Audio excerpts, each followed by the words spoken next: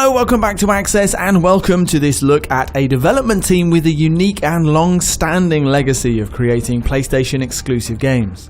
This is a video about Bend Studio, the team behind open-world PS4 exclusive Days Gone. Starting back in the mid-90s, in the very early days of PlayStation, several core members of the Days Gone team worked with 989 Studios, PlayStation's publishing arm at the time, to create the Siphon Filter series. We spoke to game director Jeff Ross, creative director John Garvin, and studio director Chris Reese about their memories of working not only on Siphon Filter, but other key PlayStation series, and how the studio has taken on the challenge of a project as big and ambitious as Days Gone.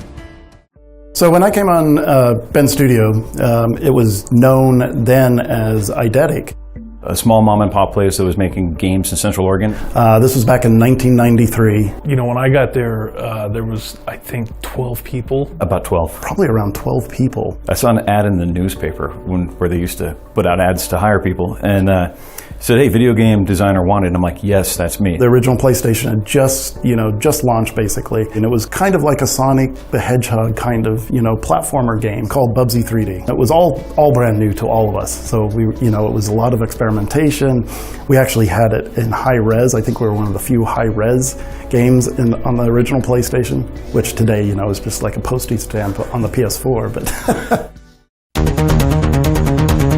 the original idea is that when we first met up with 989 Studios and started working with them, They had a one-page synopsis of what Siphon Filter was going to be. Sort of this action spy thriller kind of thing going on, and we're like, okay, that sounds really cool. Had the name Gabe Logan, had the name Siphon Filter, which always was supposed to be a working title, by the way. I came on about a year after it had started, and I think the team didn't really understand what they had, and as a gamer, I looked around and said, wow, this game is awesome. So I was hired very, very early on in development. They had just wrapped up Bubsy 3D. They had a prototype using that engine that was just Gabe Logan in the subway, and they had trains going by, and it was a shooter. I was the second designer on the project. The lead designer was Richard Hamm, and the guy was a genius, and he took care of most of the missions, and the ones he didn't want to give anything up, but he had to, so he gave me, I got his leftovers and still made about 7 or 8 missions. I also ended up doing a bunch of the concept art and a bunch of the promotional materials. It was a full team effort to do, what was really kind of our first foray into what a AAA title back then really meant.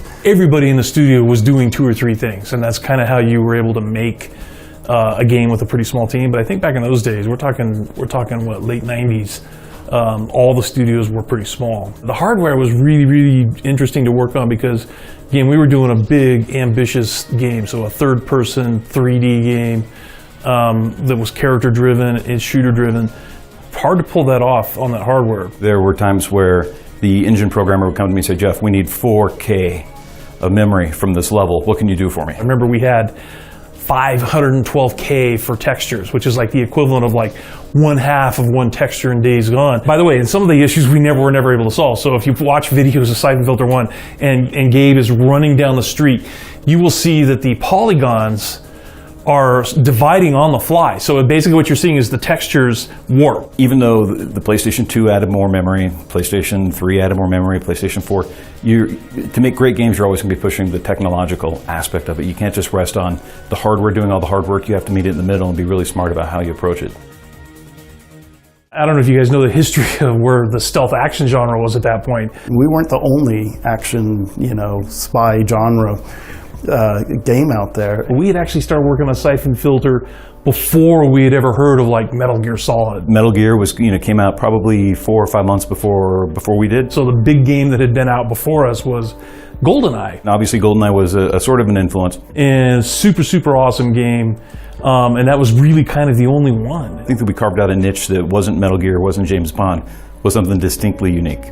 I mean, the first one was, that's probably the dearest to my heart, and it's actually one of the first games that I finished from start to finish, even after we were done with it. Nobody knew Siphon Filter was going to be a hit until after it was a hit. There was just no way to know. The reception for Siphon Filter 1 was huge. Oh, it was super awesome. I mean, yes, it was going from having probably one of the worst, reviewed games to having something that really resonated, right? And that sort of really clicked for us. The whole studio took like a couple of weeks off, and Richard Hamm, who was the lead designer on the game at the time, he and I basically sat and worked on a script so that when everybody came back from vacation, they had the sequel to roll onto. So what's our next move? Siphon 2 was an evolution of everything that we learned to do before, but we were able to kind of create even more sweeping scope, I think. It really wasn't about fixing things so much as making, when we worked on the sequel, we just made it bigger. On 2 discs, I think. One of the first PlayStation games to ship on 2 discs. And that was kind of a big deal at the time. And we just had a lot more content. It was a lot more ambitious. The story was more personal to Gabe Logan, and I think that's what really kind of makes it my favorite, is just the sense of betrayal, and the stakes were far more personal and relatable to people. And it was also one of the first games that the sequel literally started a few minutes after the last game ended. So there was a continuity and a serialization. For me, it was literally just sort of a bigger playground in a way to sort of expand everything we were doing. We did Siphon Filter 3, which Jeff Ross, who's currently the game director here, he was sort of the lead designer on that one. While he was working on that, I was working on Siphon Filter Omega Strain. Omega Strain was going to be our big title on the PlayStation 2, and it was more powerful. There was a lot more things we could do. It had an online adapter, which was, for technology at the time, it was that was really innovative, and they really wanted games to support it. So we had this brilliant idea that we would sort of abandon what made Siphon Filter a hit, which is, hey, a story-driven experience with Gabe Logan. What we're going to do instead, we're going to let you create your own character, and there's going to be these sort of more generic spy guys that you could create. It's not really our best title, but I think that we created a lot of really cool concepts that pushed some things forward. The idea of challenges that scale by the number of players in the game was something that we created for that. All of a sudden you've got 3 extra players with you who can go in any direction in a level. How do you solve those challenges, and how do you keep that gameplay fun? I'm still pretty proud of that game, but it really wasn't Siphon Filter, and it's one of those things where it was a chance to do something innovative, do something that sort of stretched us in terms of the technology and the gameplay. But at the end of the day, it wasn't Siphon Filter. So that's why, I kind of feel like we did kind of take a break from doing Siphon Filter because Omega Strain was such a different experience than Siphon 1 and 2 had been. Please welcome the latest addition to the PlayStation family. So when we started working on Dark Mirror, originally it was meant to be a PS2 game. But then, we found out that they were launching the PSP. The tingly senses go up, and it's like, well, okay, we could do something really cool here. So Sony came to us and said, hey, we got this new handheld coming out. We really want, sort of traditional style games. It really allowed us to kind of tighten up the design. I didn't even work on that one, actually, so it's weird for me to say that. The biggest challenge, as any of the designers would tell you, is just the fact that it was one stick. Again, not even a stick, but a nub and face buttons. How do you bring a 2-stick game down to a nub and face buttons and control it well? We spent a lot of time just trying to innovate on the controller. The design team on Dark Mirror really kind of, they took the series and they focused it. They created really tight mission design. I think we actually succeeded pretty well in creating sort of an auto-aim system that allowed you to move, and using the face buttons for, to look with the camera. Created a really compelling game that kind of reinvigorated the series for not only for the fans, but for us. And then we wound up doing another one on the PlayStation Portable, Logan Shadow, which was just a continuation of that story and helped resolve it. And it was actually the last Siphon Filter game that we made. What's funny is I don't know that I could get away with that now. Spoiler alert, Logan Shadow, Gabe Logan gets killed and dies at the end of it. You don't just sort of kill off main characters or kill off franchises without a lot of discussion. Back then, it's like, yeah, I could write that script and say, yeah, we're going to do this. and then we just kind of did it.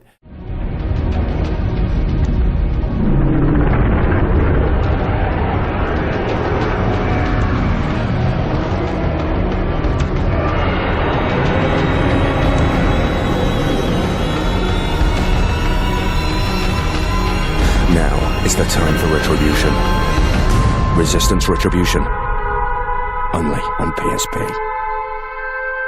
Yeah, I think at that point, we're basically, sort of 10 years into the franchise with Siphon Filter. So we were looking for an opportunity to kind of start doing something different. There's got to be something else we can do. And again, PSP was really successful. So we were approached again by Sony saying, hey, we're thinking about bringing Resistance to the PlayStation Portable. What do you guys think? When the Resistance opportunity came up, it was something where we loved the game. The first game had been out at that point. I think 2 was out during the course of development. I personally am a huge fan of Resistance 1 because I like the vibe. I like the sort of World War II, you know, the sepia tone, The art style, the voiceover that they did. the high concept was great. The weapons and the core gunplay were just amazing, and the creature design. Just this kind of like, you know, newsreel sort of approach they took to it. Immediately, what we did was push back and say, no port. You know, we're gonna do this title. It's not ours, but we're gonna make it our own. We basically pitched, hey, we could do a Resistance game. In fact, while we were finishing Logan Shadow, we worked on a demo for Resistance, just to prove that we could create a European-style town, you know, with a big dropship and a chimera and this character who could fight them. So we had an actual working demo. I don't remember the name of the chimera type, but it's the big guy with the Cyclops. I mean, it was one of the big ones, and it was a fully playable demo that looked and felt like Resistance. Here we have another challenge yet in front of us. We're going to take a first-person shooter and bring it to third person. James Grayson, he was a former Royal Marine who suffered some really nasty interpersonal tragedy at the start of the game. And it was just a really cool, stylistic kind of a game that felt like it was something from the 40s, you know, but it was still in current technology, and it was really, it has this romantic sense about it. It's an epic adventure of kind of somebody that everybody can relate to, and they say, yeah, I understand what he's going through, sign me up, I'm going to go through it with him. And it's one of my favorite games that we've made too. You remember why I got into all this? Of course I remember. Well, then why don't you tell me why I've wasted so many years working crap jobs for guys like Dante? This is Nathan Drake. Oh, you're the expert on maps, artifacts. Right. This is why you're here. You know, the interesting thing about that is that Ben's studio, we were Ben's studio by that point, we were actually part of the hardware development. This was a very unique opportunity because of our experience on the PlayStation Portable. You know, I remember sitting in a room with a bunch of other developers when they were just, you know, they had a whiteboard and they had, you know, some bullet points up, and they were talking about this new, because it was all top secret at the time, they were talking about like, hey, we're going to do a next generation handheld. You know, what do you guys think that should be? In terms of memory and CPU and GPU and just even development, how can we make development much more enjoyable? We were one of the ones who fought really hard that, hey, if this is going to be a portable game dedicated machine, then you're gonna put one stick on it, then you gotta put both sticks on it. So when the Vita came out and they're promising 2 sticks, we're like, yeah, this is us. You know, we can totally do something great here. What's it going to be? As we're working on that, that's, you know, so the opportunity then came, well, what about bringing Uncharted to this? You don't see that every day. You ain't seen nothing yet. We had a choice of a few different types of projects we could have worked on for the Vita, and we were the ones who chose Uncharted because, again, we're huge fans. And we're like, okay, that's crazy, but let's do it. Let's do it. Most of the team went down to Naughty Dog. We spent a couple days there. Amy Hennig was the creative director at the time and was working on, I think, Uncharted 2 at the time. Got to meet with Amy, got to meet with a lot of the designers, a lot of the engineers and artists. She's really, really good. I mean, they're all really good. You know, but she's very protective of Nathan Drake and the other characters. We said very from the start, this is not going to be a port of an existing Uncharted title or even a port that would allow us to create a new Uncharted title. We wanted to create a new story, new characters. And, you know, and maybe this was Nathan Drake a little bit, you know, not as young as you saw him in the flashbacks in, say, Uncharted 3, but before you really see him in Uncharted 1. So there was a period of time there where we could say, hey, this is who he was. At that point, he's going to have this adventure. If you're making a game about an adventure and you have a device that's tactile, you know, like all the movies tell us, and Indiana Jones holds artifacts, that he dusts them off, he blows them, and you know, you hold things, parchments to the light, and you manipulate light. And we're like, this hardware is just built for this stuff. It was a new way of looking at production, even down to how we were doing performance capture to get the performances, the same kind of performances that Naughty Dog were able to produce for the Uncharted series. And we needed to make sure that we were genuine in that because we wanted people to feel the same Uncharted. That was super important to us. It's actually not only one of my favorite games, but it's the one I'm probably most proud of because we were a launch title. Launch title. It was the launch title. In Japan and in the US, and we just had a lot of kind of the degree of difficulty was already high, and we kind of stepped up and we delivered every time. It was actually kind of silly of us to think that, you know, we could do a Naughty Dog quality game on a handheld with a team of 50 people. And again, in hindsight, it was just kind of crazy that we even thought we could pull that off. It required us to sort of expand our team in areas that we hadn't explored before. And so the fact that the Golden Abyss turned out pretty good, I think. I think it was definitely a huge challenge, and it was a lot of fun to work on. But those days are gone. Now I'm a drifter, a bounty hunter, a mercenary.